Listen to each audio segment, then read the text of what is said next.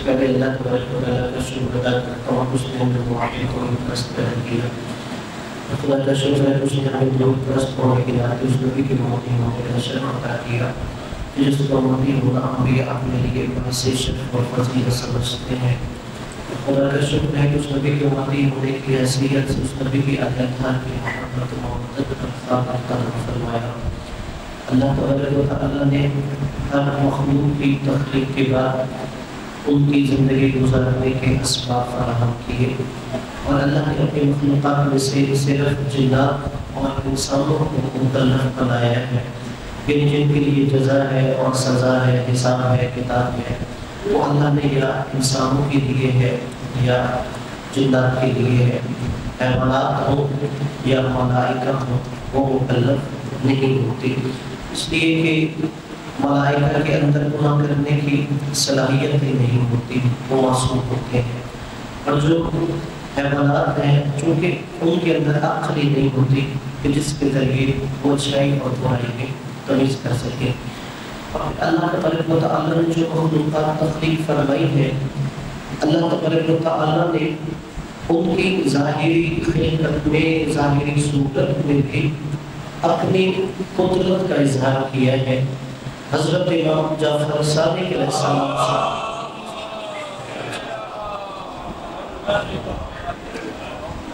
امام کے ایک صحابی مفضل ہیں، انہوں نے یہ سوال کیا تھا کہ ہمارا کیا وجہ ہے ہم دیکھتے ہیں کہ ہم انسانوں میں فرق محسوس کرتے ہیں مگر حیوانات میں فرق محسوس نہیں کرتے. مثلا اگر کہیں کووں کا ایک جھنڈ ہے یا چڑیوں کا جھنڈ ہے یا بہت سے پرندے اکٹھے بیٹھے ہیں تو آپ وہ پرندوں میں فرق محسوس نہیں کر سکتے، لیکن اگر کہیں 100 انسان بیٹھے ہیں تو ہم ہر انسان کو ظاہری طور پر فرق محسوس کرتے ہیں. اس میں اللہ نے یہ کیوں فرق رکھا کہ ہم اگر پرندوں کو دیکھتے ہیں تو سب ایک جیسے ہیں مگر انسانوں کے اندر یہ چیز نہیں ہے. تو امام نے فرمایا اس میں بھی اللہ کی قدرت کی ایک حکمت موجودہ ہے کہ در حقیقت جو پرندے ہیں یا حیوانات ہیں ان کے اندر جزا اور سزا نہیں ہوتی، ان کے اندر ظالم اور مظلوم کو نہیں دیکھا جاتا، مگر انسان کے لیے جزا بھی ہے، سزا بھی ہے، ظالم بھی ہے، مظلوم بھی ہے. دنیا میں بھی اس کے لیے قانون ہوتا ہے، آخرت میں بھی اس کا حساب و کتاب ہے. اب چونکہ وہ مکلف ہے تو اللہ نے انسانوں کے درمیان ظاہری شکل و صورت میں بھی فرق رکھا ہے تاکہ ظاہری حیات میں بھی حساب کتاب میں آسانی ہو اور آخرت میں بھی اس کی شناخت میں آسانی ہو. تو اس لیے اگر ہم اللہ کی قدرت کے عجائبات دیکھیں تو اس کے ذریعے بھی ہم اللہ تبارک و تعالیٰ کی ذات کی معرفت حاصل کرتے ہیں. اور جتنی ایک انسان کو خدا کی معرفت زیادہ ہوگی اتنی زیادہ اللہ تبارک و تعالیٰ کی وہ عبادت کے اجر و ثواب کا مستحق ٹھہرے گا. اور یہی وجہ ہے کہ امام جعفر صادق علیہ السلام کا ہی فرمان ہے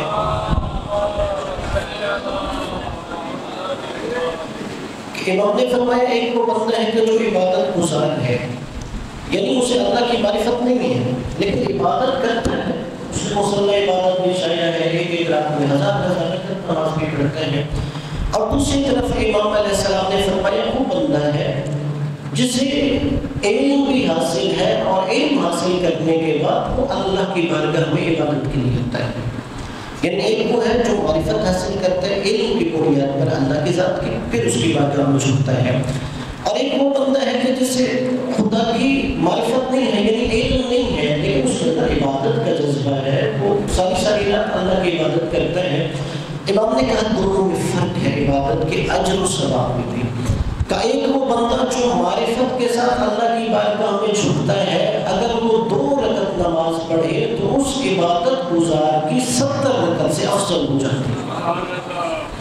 یہی وجہ ہے کہ جب ہم اللہ کی بارگاہ میں نماز کے لیے بھی آتے ہیں جو اور افراد کہتے ہیں کہ اللہ تبارک و تعالیٰ کی بارگاہ میں جب عبادت کے لیے آئے، ایک انسان وہ ہے کہ جو اپنے دنیاوی کام کاج میں مشغول تھا، آیا سیدھا مصلی عبادت پہ، اس نے تکبیرۃ الاحرام کہی،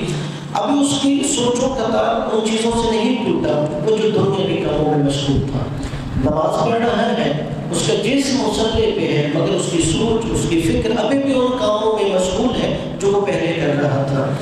اور ایک وہ بندہ ہے کہ جو مصلی عبادت پہ آتا ہے، نہیں وہ ایک لمحے کے لیے مصلی پہ بیٹھ کے سوچتا ہے میں کس کی بارگاہ میں آیا، اور وہ اپنی سوچوں کا تار دنیا کے کاموں سے توڑ دیتا ہے، بلکہ وہ یہ تصور کرتا ہے کہ جس کی بارگاہ میں آیا ہوں اپنے دل میں اس کی عظمت، اس کی قدرت، اس کی جلالت کا ایک روپ پیدا کرتا ہے۔ جیسے آپ دنیا کے کسی بادشاہ سے، وزیر سے، صدر سے ملنے کے لیے جائیں، انسان تیاری کرتا ہے اور انسان سمجھتا ہے کہ جس سے میں ملاقات کے لیے جا رہا ہوں اس کا مقام و مرتبہ کیا ہے۔ یہ تو سارے مجازی طور پر حکمران ہیں، لیکن وہ جو حقیقی بادشاہ ہے، بادشاہوں کا بادشاہ ہے، جس کے پاس ایسی قدرت و طاقت ہے کہ کوئی اسے زیر نہیں کر سکتا، انسان یہ تصور کرے کہ جب میں اس کی بارگاہ میں جاؤں تو میری قلبی کیفیت کیا ہونی چاہیے۔ اس لیے تو ہے کہ اللہ تبارک و تعالیٰ ہمیں حقیقی معنوں میں اللہ تبارک و تعالیٰ کی ذات کی معرفت نصیب فرمائے اور ہمارے گناہوں سے درگزر فرمائے۔ اپنے گناہوں کی بخشش کے لیے، مرحومین کی بلندی درجات کے لیے، دعاؤں کی قبولیت کے لیے بلند تر صلوات۔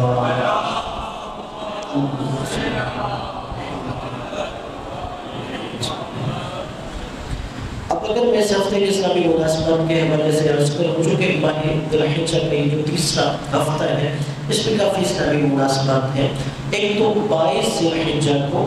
صحابی امیر المومنین جناب میسر تمار کی شہادت کا دن ہے، یعنی یہ مولا علی کے وہ خاص صحابی تھے کہ جن کو امیر المومنین نے علم المنایا والبلایا تعلیم فرمایا تھا۔ علم المنایا والبلایا کا کیا مطلب ہے کہ مولا علی نے انہیں علم دیا تھا کہ کسی بھی انسان کو دیکھ کر یہ بتا سکتے تھے کہ تمہاری موت کب ہوگی اور کس حالت میں کس جگہ پر ہوگی۔ اور یہی وجہ ہے کہ آپ جناب مختار سقفی کے جو حالات پڑھتے ہیں کہ امام حسین کے قاتلوں سے انتقام لے رہے تھے، جناب مختار سقفی اور میسر تمار دونوں ابن زیاد کی کہتے ہیں، اور مختار سقفی اپنی زندگی سے مایوس ہو چکے۔ اب مختار سقفی اپنے دن گن کے گزار رہے ہیں کہ کب آئے گا ابن زیاد کی طرف سے پیغام اور مجھے قید خانے سے نکالا جائے گا، میرا سر قلم کر دیا جائے گا۔ اسی دوران میسر تمار حج کرنے کے بعد جیسے ہی واپس پہنچے کوفہ میں، تو ابن زیاد نے کہا کہ میسر تمار کو بھی گرفتار کر دیا جائے۔ جناب میسر تمار کو گرفتار کرنے کے بعد جب جیل میں ڈالا گیا تو وہاں پہ ان کی ملاقات جناب مختار سقفی سے ہوئی۔ تو وہاں پہ جناب مختار سقفی نے جب ان سے گفتگو کی تو دیکھا جناب میسر نے کہ مختار اپنی زندگی سے مایوس ہے، وہ صرف اس انتظار میں ہے کہ کب جلاد آئے گا، مجھے قید خانے سے باہر نکالے گا، میرا سر قلم کر دیا جائے گا۔ تو جناب میسر تمار نے کہا مختار سقفی تم کو ابن زیاد قتل نہیں کرے گا بلکہ تم ابن زیاد کو قتل کرو۔ جناب مختار سقفی کو تعجب ہوا کہ میسر تم یہ کیسے بات کرتے ہو، کہ نہیں جو مجھے امیر المومنین نے علم المنایا والبنایا تعلیم فرمایا ہے اس کی روشنی میں تم اس زندان سے رہا ہوگے، رہا ہونے کے بعد تمہیں اقتدار ملے گا کوفہ کا، اور تم امام حسین علیہ السلام کے قاتلوں سے انتقام لینے کے بعد پھر تمہیں شہید کیا جائے گا۔ جب جناب مختار سقفی نے میسر تمار کی یہ بات سنی تو اس کے بعد ان کے اندر ایک جذبہ پیدا ہو گیا، نہیں میں نے زندان سے رہا ہونا ہے، اور انہوں نے پہلا خط وہیں زندان سے، وہ جو زندان بان تھا اسے کچھ پیسے دیے اور کہا تو میرا یہ خط میرے بہنوئی تک پہنچا دو۔ اتنا پہلے عبداللہ ابن عمر تھا، اب چونکہ عبداللہ ابن عمر کے حکومت کے ساتھ تعلقات تھے، پھر عبداللہ ابن عمر نے یزید کو خط لکھا کہ وہاں پہ میرا جو سالہ ہے مختار سقفی وہ کوفہ میں ابن زیاد کی قید میں ہے، اور لہٰذا میں تمہیں سفارش کرتا ہوں کہ اسے فوراً قید سے رہا کیا جائے۔ جیسے ہی عبداللہ ابن عمر کا خط یزید کے پاس پہنچا، پھر یزید نے ابن زیاد کو خط لکھا کہ فوراً تم مختار سقفی کو زندان سے رہا کر دو۔ اور جانتا تھا ابن زیاد کہ یہ جو میرے زندان میں مختار سقفی قید ہے یہ خطرناک ترین لوگوں میں سے ہے، کہ اگر یہ زندان سے باہر آ گیا تو حکومت کے لیے مشکلات پیدا کر سکتا ہے، اور یہی وجہ ہے کہ چونکہ یزید کی طرف سے خط آ چکا تھا تو ابن زیاد نے ایک شرط بھی رہا کیا، کہا میں تمہیں زندان سے رہا کر رہا ہوں مگر شرط یہ ہے 3 دن کے اندر تم نے کوفہ چھوڑ دینا ہے، اگر تم 3 دن کے بعد چوتھے دن مجھے کوفہ میں نظر آؤ گے میں تمہیں قتل کر دوں گا۔ اور جناب مختار سقفی کے ذہن میں وہی میسر تمار کی باتیں تھیں کہ جب میں یہاں سے رہا ہوں گا واقعہ کربلا کے جو قاتل ہیں مجھے ان قاتلوں سے انتقام لینا ہے۔ تو اس کے بعد جناب میثم تمار جو 22 ذی الحجہ کو شہادت ہے، یہ اصل میں غلام تھے، قبیلہ بنی اسد کی ایک عورت کے غلام تھے، اور انہیں وہ سالم کہہ کے پکارتی تھی۔ امیر المومنین نے اس عورت سے میثم تمار کو خریدا اور خریدنے کے بعد رہ خدا میں آزاد کر دیا، اور جناب میثم تمار کو کہا کہ جب انہیں سالم ابھی کہا جاتا ہے کہ تمہارا نام سالم نہیں ہے، بلکہ جو تمہارے ماں باپ نے تمہارا اجمی نام رکھا تھا وہ میثم رکھا تھا۔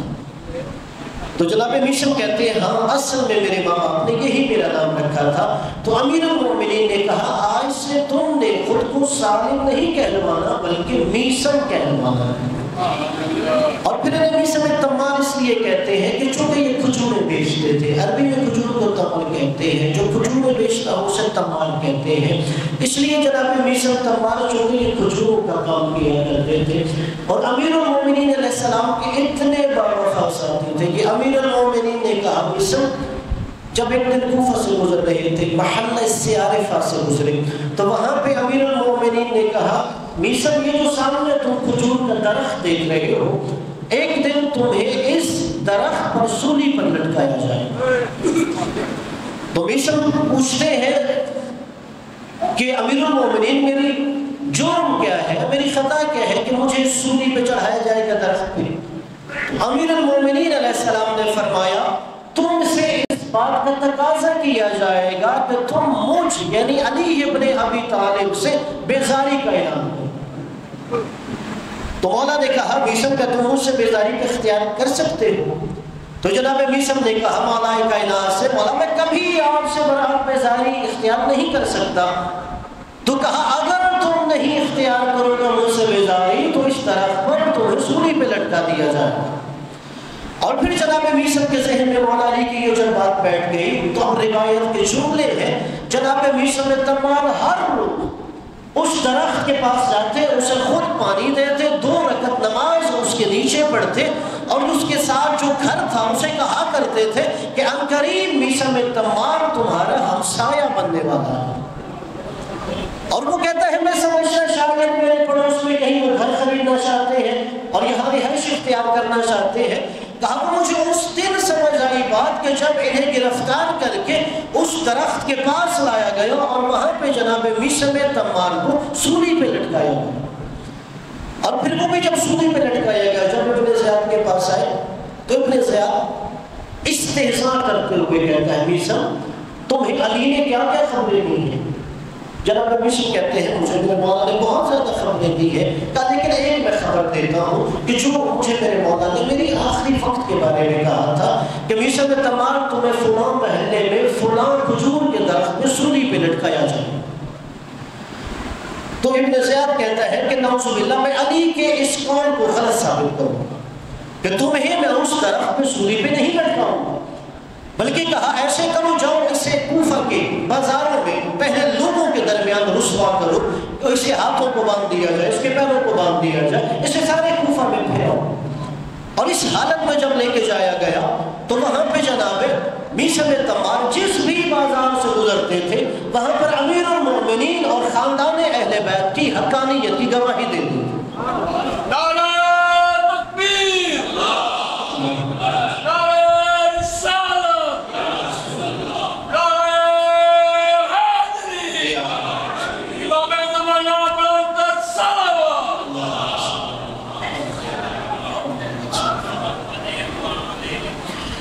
اور سپاہیوں نے ابن زیاد سے کہا اگر اسی طرح سے کوفہ میں پھراتے رہو گے تو لوگوں کے اندر بغاوت پیدا ہو جائے گی، یہ امیر المومنین کی محبت لوگوں کے دلوں میں پیدا کر رہا ہے، حکومت کے خلاف لوگوں کو اکسا رہا ہے۔ تو اس وقت پھر ابن زیاد نے سپاہیوں سے کہا اچھا ایسے کرو اسے سولی پر لٹکا دو، وہ جو کھجور کا درخت ہے۔ اور جیسے ہی کھجور کے درخت پہ لٹکایا گیا اس وقت بھی وہ امیر المومنین علیہ السلام کی محبت میں احادیث بیان فرما رہے تھے، اور پھر کہا گیا کہ اس کی زبان کاٹ دی جائے۔ اور روایت ہے کہ زبان کاٹنے سے پہلے جناب میثم تمار نے اس سپاہی سے کہا کہ ابن زیاد سے یہ کہنا کہ تم جھوٹ بولتے ہو، امیر المومنین ہمیشہ سچ بولتے ہیں۔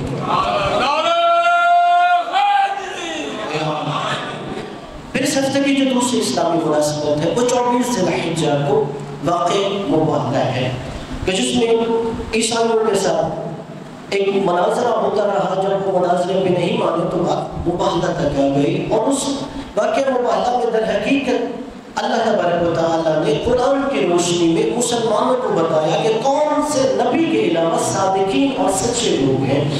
لیکن واقعہ مباہلہ کے ساتھ ایک جو دوسری مناسبت ہے وہ آیت تطہیر کی بھی ہے.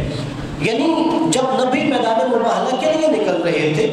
اس سے پہلے آیت تطہیر نازل ہوئی، اسی دن نازل ہوئی کہ رسول خدا جناب سیدہ کے گھر گئے اور ان ہستیوں کو چادر کے نیچے دیا، اور چادر میں لینے کے بعد پھر اللہ نے آیت نازل کی انما یرید اللہ لیذھب عنکم الرجس اہل البیت ویطہرکم تطہیرا.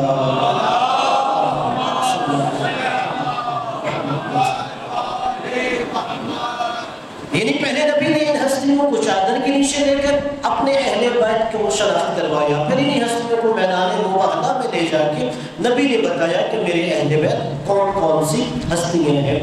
پھر اسی طرح 25 ذی الحجہ کو امیر المومنین علیہ السلام نے حالت رکوع میں انگوٹھی زکات بھیجی تھی، اور سورہ مائدہ کی آیت نمبر 56 نازل ہوئی انما ولیکم اللہ ورسولہ والذین آمنوا الذین یقیمون الصلاۃ ویؤتون الزکاۃ وهم راکعون، کہ تمہارا ولی اللہ ہے، اس کا رسول ہے، اور وہ صاحب ایمان ہے جو نماز پڑھتا ہے، حالت رکوع میں انگوٹھی زکات میں دیتا ہے. اور پھر 25 ذی الحجہ کو جو اور مناسبت ہے وہ خاندان اہل بیت علیہ السلام کی شان میں سورہ دہر نازل ہوا. اسے سورہ دہر بھی کہتے ہیں، سورہ انسان بھی کہتے ہیں، سورہ عطا بھی کہتے ہیں. اور اس سورت کے اترنے کا پس منظر کیا ہے کہ رسول خدا جناب سیدہ کے گھر گئے تو دیکھا حسنین بیمار ہیں، امام حسن اور حسین علیہ السلام. اب وہاں پہ نبی نے در حقیقت ہمیں تعلیم دینے کے لیے کہ اگر تم پر کوئی مصیبت آ جائے، کوئی پریشانی آ جائے، کوئی امتحان آ جائے تو اس امتحان سے نکلنے کا طریقہ کیا ہے. آپ نے جناب امیر المومنین اور جناب سیدہ سے کہا کہ ان دونوں بچوں کی شفا یابی کے لیے آپ نظر مان لیں کہ اگر ان بچوں کو شفا مل گئی تو ہم 3 روزے رکھیں. اور یہ اسلام میں ایک طریقہ ہے. اکثر جب ہمارے اوپر پریشانیاں آتی ہیں، کوئی مصیبت امتحان آتی ہے، جہاں پر روایت ہے کہ صدقہ دینے سے مصیبت ٹل جاتی ہے، دعا کرنے سے مصیبت ٹل جاتی ہے. اور اسی طرح روایات میں ہے کہ اسی سورہ دہر کا پس منظر بتاتا ہے اگر انسان کوئی نظر یہ مان لے، مثال کے طور پہ اگر میری فلاں مشکل آسان ہو جائے گی تو میں اللہ کی خوشنودی کے لیے 1 دن روزہ رکھوں، تو اس کا مطلب یہ ہے کہ یہ ہمارا کام بھی اس مصیبت کو ٹالنے میں معاون ثابت ہوگا. اور ہمیشہ نظر وہ مانی جاتی ہے جو اللہ کی راہ میں، اللہ کی نظر میں پسندیدہ عمل ہو. مثلا میں یہ بھی نظر مان سکتا ہوں کہ اگر میرا فلاں کام ہو جائے تو میں اللہ کی خوشنودی کے لیے وضو کروں، میرا فلاں کام ہو جائے میں اللہ کی خوشنودی کے لیے 2 رکعت نماز پڑھوں گا. پھر جب وہ کام ہو جائے گا تو اس کے بعد وہ وضو کرنا مجھ پہ واجب ہو جائے گا، یا میں نے 2 رکعت نماز پڑھی تو واجب ہو جائے گی. اسی طرح چونکہ جناب سیدہ اور امیر المومنین کو کہا کہ 3 آپ نے روزے رکھتے ہیں، جب انہیں شفا یابی ہو گئی تو اس کے بعد امیر المومنین علیہ السلام نے روزوں کی نظر پوری کرنے کے لیے 3 دن روزے رکھے. جناب سیدہ نے، امیر المومنین نے، حسنین نے، اور جناب فضہ سلام اللہ علیہ نے. امیر المومنین 3 سے جو کسی سے ادھار لے کے آئے، کہتے ہیں کہ پہلے دن 1 شہر کی روٹی بنائی گئی اور اس کے بعد دروازے پہ ایک یتیم آ گیا تو آپ نے وہ روٹیاں یتیم کو عطا کر دی اور خود انہوں نے روزہ پانی کے ساتھ افطار کیا. پھر دوسرے دن روزہ رکھا گیا، جب روزہ افطار کرنے کا وقت ہوا پھر دروازے پہ صدائی لگائی گئی تو ایک مسکین آ گیا، پھر یہ روٹیاں مسکین کو دی گئی. اور اس کے بعد پھر تیسرے دن روزہ رکھا گیا تو ایک اسیر نے آ کے صدا دی تو پھر یہ روٹیاں اسیر کو دے دی گئی. تو پھر اللہ تبارک و تعالیٰ نے سورہ دہر نازل کیا، اور یہاں تک کہ کتنی آیتیں کہ جس میں اللہ نے کہا وَيُطْعِمُونَ الطَّعَامَ عَلَى حُبِّهِ مِسْكِينًا وَيَتِيمًا وَأَسِيرًا، یعنی اہل بیت کا گھرانہ یہ ہے، یہ خالصتاً اللہ کی محبت میں یتیموں کو کھلاتے ہیں، مسکینوں کو کھلاتے ہیں اور اسیروں کو کھلاتے ہیں. محمد علیہ بیت محمد بلند تر صلوات.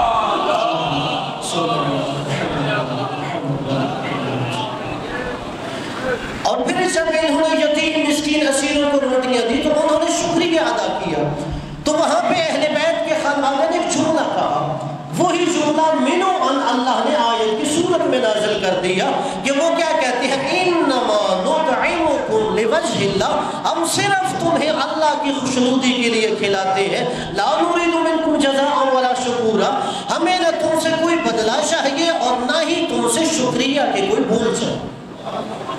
یعنی یہاں پر ہمیں یہ بھی اخلاقی سبق دیا گیا کہ اگر ہم کسی ضرورت مند کو کچھ عطا کرنا چاہتے ہیں تو ہمارے ذہن میں یہ نہیں ہونا چاہیے کہ سامنے والا ہمارا شکریہ ادا کرے۔ اگر ہم کسی پر احسان کر رہے ہیں تو ہمارے دل میں یہ نہیں ہونا چاہیے کہ وہ بدلے میں ہمارے ساتھ بھی کوئی ہمیں جزا دے گا، بلکہ انما نطعمکم لوجہ اللہ، جو اہل بیت نے تعلیم دی، خالصتاً اللہ کی خوشنودی کے لیے عمل خیر کرنا چاہیے۔ اور جب اللہ کی خوشنودی کے لیے عمل خیر کیا جائے گا تو پھر اللہ تبارک و تعالی خود ان لوگوں کا شکریہ ادا کرتا ہے۔ تو ہے کہ اللہ تبارک و تعالی ہمیں حقیقی معنوں میں ائمہ معصومین کی سیرت پہ چلنے کی توفیق عطا فرمائے۔ بسم اللہ الرحمن الرحیم، انا اعطیناک الکوثر فصل لربک وانحر ان شانئک